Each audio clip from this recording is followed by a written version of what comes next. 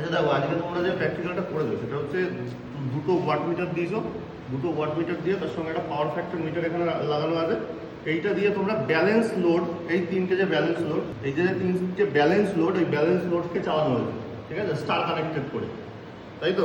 Star connected করে চালানো হয়েছে। এবার দেখ, অন কর, সুইচ অন কর। এবার দেখ এখানে কত রিডিং দেখাচ্ছে,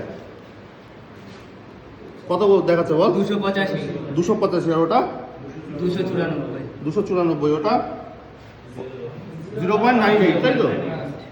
যখন আমাদের লোড ব্যালেন্স থাকবে, ঠিক আছে, লোড ব্যালেন্স থাকবে মানে আমরা স্টার কানেক্টেড তিনটে ব্যালেন্স লোড লাগিয়েছি, তখন এই দুটো মিটারে যদি ব্যালেন্স রিডিং আসে, দেখ মোটামুটি ব্যালেন্স আছে না? 294, এটা কত বললি? 292 287 একটা 287, একটা 292, মানে কাছাকাছি। সেক্ষেত্রে ইউনিটি পাওয়ার ফ্যাক্টর হয়। ইউনিটি মানে পাওয়ার ফ্যাক্টরটা 1 হবে। এই যে এখানে দেখে নাও, পাওয়ার ফ্যাক্টরটা 1.98 হয়ে রয়েছে। এটা তো প্রপার রেজিস্টিভ লোড না। যদি প্রপার রেজিস্টিভ লোড থাকতো তাহলে সেটা এইদিকে দাও, তাহলে সেটা 1 হতো যদি প্রপার রেজিস্টিভ লোড থাকতো। যেহেতু আমরা বাল্ব ইউজ করেছি ওর জন্য 0.2 ওখানে হয়ে গেছে, কিন্তু 0.2টা খুবই নেগলিজেবল। এবার তোমরা কি করবা, এটাকেই চেঞ্জ করো। ওই ওখানে ইন্ডাকশন মোটরটা আছে, ওই মোটরটা কানেক্ট করো। ওই মোটরটা কানেক্ট করে এখানে রিডিংগুলো একটু অবজার্ভ করো, ঠিক আছে, যে কী রিডিং আসে। দেখো কর, লাগা, ঠিক আছে।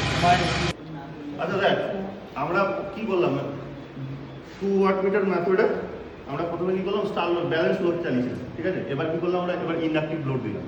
ইন্ডাকটিভ লোডের ক্ষেত্রে কি হবে, এর একটা নিয়ম আছে। যদি দুটো ওয়াট মিটারের পজিটিভ রিডিং দেয়, এই ওয়াট মিটারে যদি পজিটিভ রিডিং দেয়, আর সেটা যদি দুটো ডিফারেন্ট হয়, তাহলে ফেজ অ্যাঙ্গেল হয় 0 থেকে 59 ডিগ্রির মধ্যে। এই কথাটা কি বোঝা গেল? যদি দুটো ওয়াট মিটারের রিডিং ডিফারেন্ট হয়, আর যদি ওয়াট মিটারের রিডিং দুটো পজিটিভ হয়, তাহলে ফেজ অ্যাঙ্গেল, যেটা ভোল্টেজ আর কারেন্টের অ্যাঙ্গেল, সেটা 0 থেকে 59 ডিগ্রি পর্যন্ত মধ্যে ভ্যারি করে, ঠিক আছে? বোঝা গেল? এইটা কেন হয়? কারণ আমাদের পাওয়ার ফ্যাক্টর তো মাপতে হবে না। দে চালা, লাইন দে। এবার এদিক দিয়ে দেখ, একটা মিটারে কত দেখাচ্ছে, 161। একটাই কত দেখাচ্ছে, 21। দেখ পাওয়ার ফ্যাক্টর কত আসছে, দেখ 0.48, ঠিক আছে।